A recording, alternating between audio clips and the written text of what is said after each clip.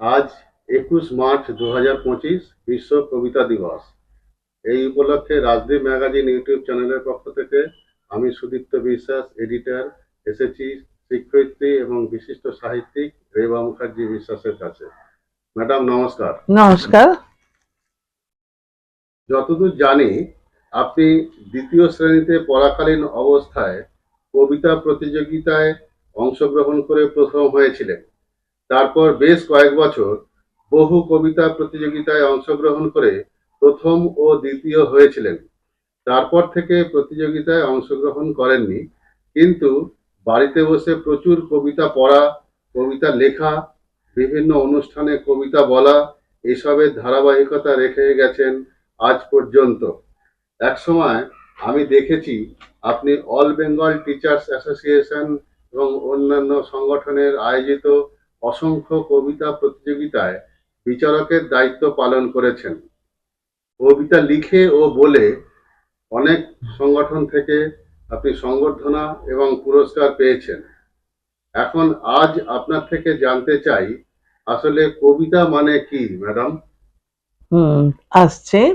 কবিতা সম্পর্কে বলতে গেলে তো অনেক বিশদভাবে বলতে হয়, তবুও সংক্ষেপে বলছি। কবিতা হলো যে কতগুলো শব্দের বিন্যাস বা মেলবন্ধন।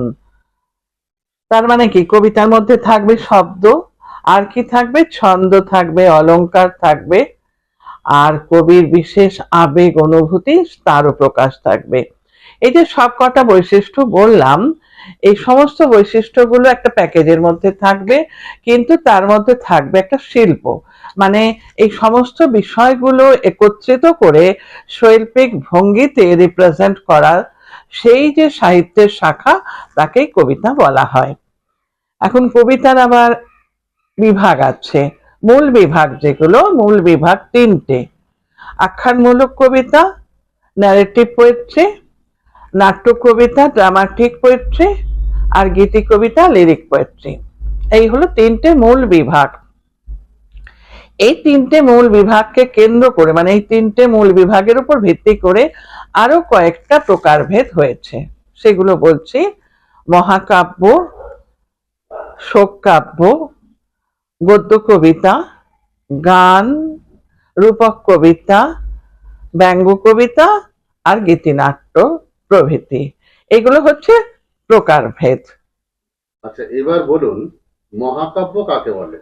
মহাকাব্য, যার ইংলিশ হচ্ছে এপিক, মহাকাব্য হচ্ছে বিশাল একটা আয়তনের, মানে অনেকগুলো পৃষ্ঠা নিয়ে লেখা থাকে, যার আয়তনটা কলেবরটা বৃহৎ।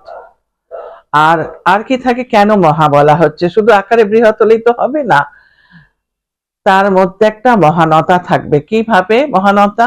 একটু আগে যেগুলো বললাম কবিতার বৈশিষ্ট্য, ওগুলো তো থাকবেই, ওগুলো থাকবে। ও ছাড়াও থাকবে একটা মেসেজ, একটা নয়, একটা না, অনেক কিছুর মেসেজ, অনেক বক্তব্য, যে বক্তব্য সমাজের পক্ষে, রাষ্ট্রের পক্ষে, ব্যক্তি জীবনের পক্ষে অত্যন্ত জরুরি, অত্যন্ত গুরুত্বপূর্ণ এবং অনুকরণ এবং অনুসরণযোগ্য। এই যে মেসেজগুলো দিয়ে ভরা বৃহৎ আকারের যে কাব্য রচনা হলো, তাকে বলা হয় মহাকাব্য। যেমন আমাদের রামায়ণ আছে, মহাভারত আছে, এগুলোকে মহাকাব্য বলা হয়। তাহলে শোক কাব্য কাকে বলে? হ্যাঁ, শোক কাব্য হচ্ছে যেটাকে এলিজি, ইংলিশে এলিজি বলা হয়। এলিজি কথাটা এসেছে গ্রিক শব্দ থেকে। গ্রিক শব্দ এলিগোস, এলিগোস মানে হচ্ছে বিলাপ, এলিগোস মানে বিলাপ। অর্থাৎ কি হচ্ছে, যে কাব্যের মধ্যে বিলাপ থাকবে, একটা অনুশোচনা, একটা আফসোস, একটা বেদনার আরতি থাকবে, কিছু হারিয়ে যাওয়ার জন্য বেদনার আরতি থাকবে, কিন্তু সেটাও কিন্তু ওটাকে শোক কাব্য বলা হচ্ছে। আয়তনে অনেক বিরাট থাকবে, বিরাট হয়, এগুলো জেনারেলি হয়। যেমন অক্ষয় কুমার, কবি অক্ষয় কুমার বড়ালের এশা, এশাকে শোক কাব্য বলা যেতে পারে। বলা যেতে পারে কেন, বলা গেছে, উচিত। কবি অক্ষয় কুমার বড়ালের যে এশা কাব্য, তার মধ্যে দিয়ে ওই রকম একটা বেদনার আরতি প্রকাশ পেয়েছে। যে সমস্ত গ্রেট ম্যানদের আমরা হারিয়েছি, তাদের যে কার্যবিধি কতটা দরকারি ছিল, তারা এখনো থাকলে আমাদের সমাজ কতটা উপকৃত হতো, আমরা উপকৃত হতাম, এটাই উনি মানে আফসোসের মধ্যে দিয়ে প্রকাশ পেয়েছেন। যেমন বাল্মীকির কথা বলেছেন, কৃত্তিবাসের কথা, সীতা সাবিত্রী দময়ন্তী, এদের যে কি গুরুত্ব ছিল, আজকেও থাকলে আমরা কত উপকৃত হতাম, সেই বেদনার আরতি প্রকাশ পেয়েছে। একটা বিলাপ, চলে যাওয়ার পরে আমরা বিলাপ করি না, ক্রন্দন করি, সেই ক্রন্দনের প্রকাশ, সেই বিলাপের প্রকাশ যে কাব্যের মধ্যে দিয়ে প্রকাশিত হয় তাকেই বলা হয় এলিজি বা শোক কাব্য। তাহলে গদ্য কবিতা আসলে কি? আজকাল তো খুব গদ্য কবিতা হ্যাঁ, সেই প্রসঙ্গে আমি আসছি। গদ্য কবিতা হচ্ছে প্রোজ পোয়েম বলা হয়, প্রোজ পোয়েম। এই গদ্য কবিতা অনেকটা সহজ, অনেকটা সহজ। আর গদ্য কবিতার কলেবরটা যে অনেক বড় হতে হবে এমন নয়, যে যেরকম যে কটা লাইনের পারেন, আবার দীর্ঘ হতে পারে, ছোট হতে পারে, কবির ইচ্ছা অনুসারে হবে। কিন্তু এখানে কি সুযোগ সুবিধা আছে যে আমরা যেভাবে গদ্য রচনা করি বা গদ্যের ভাষায় প্রাত্যহিক জীবনে কথা বলি, সেই রকম গদ্যময়তা থাকে, গদ্যের ভাষা থাকে, সহজ সরল ভাবে, সহজ সরল ভঙ্গি, অলংকার টলংকার অত দরকার হয় না, ছন্দ না থাকলেও চলে, অন্তমিল কখনো থাকে কখনো থাকে না, এগুলো কম্পালসারি নয়।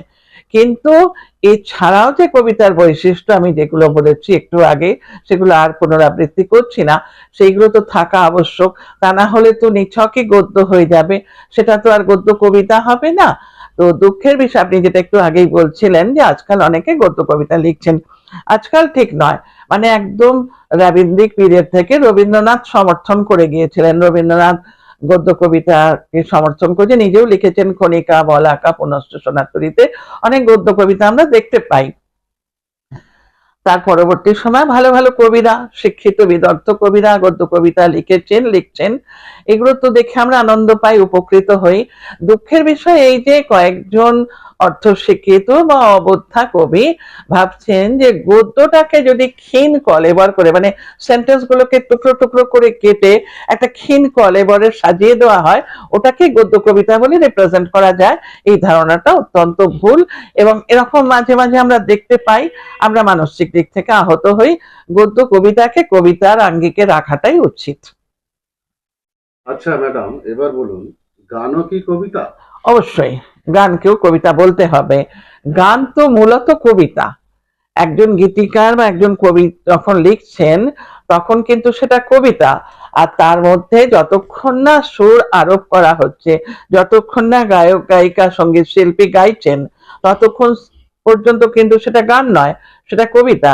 তার মানে কি, গান কি হলো? মূলত কবিতা। কবিতা নির্ভর করে গান পরবর্তী সময় প্রকাশিত হচ্ছে সুরের মাধ্যমে। হ্যাঁ, এ প্রসঙ্গে একটা কথা আছে যে সুর লাগালেই গান হবে আর সুর না লাগালে কবিতা থাকবে, এই ধারণা সম্পর্কে একটু স্বচ্ছতা থাকা দরকার।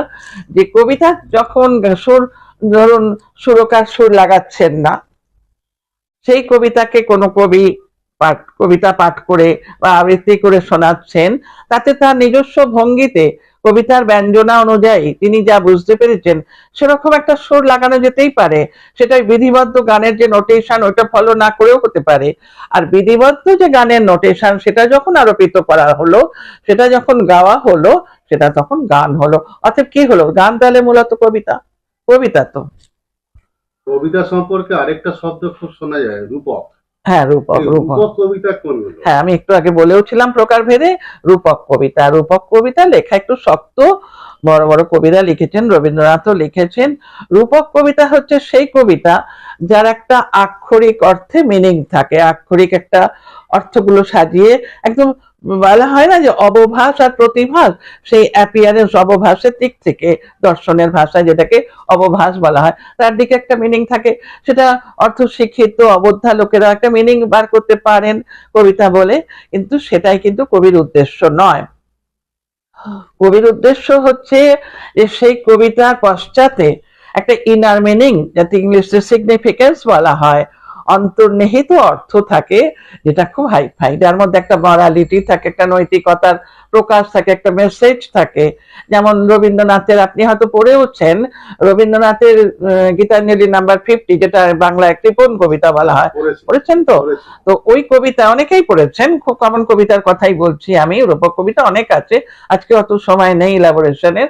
তো ওই কবিতা কি হয়েছে, যে একজন ভিখারি রাজরাজেশ্বরের কাছে ভিক্ষা চাইবেন বলে ওয়েট করছেন। এই সময় বিপরীত চিত্র দেখা যাচ্ছে যে রাজরাজেশ্বর ভিখারির কাছে ভিক্ষা চাইছেন এবং হ্যাঁ হ্যাঁ, বেগ টু বেগার। তো কি হলো, ভিখারি ভিক্ষা দিলেন, আবার লেনদেন হলে আমি এখন ব্যাখ্যার দিকে যাচ্ছি না, আপনারা পড়েছেন জানেন।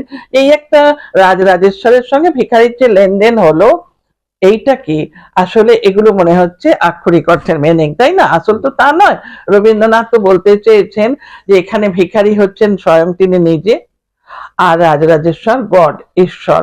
তো ঈশ্বরের সঙ্গে যে লেনদেনটা হয়েছিল ওটা সোনার উপর হিরে মানে অনেক নয়, ওটা চালের যে খুদ দেয়া হয়েছে মনে হচ্ছে সেটাও নয়, আসলে ডিভোশন টু গড, ঈশ্বরের প্রতি যে ভক্তি, সেই ভক্তির লেনদেন।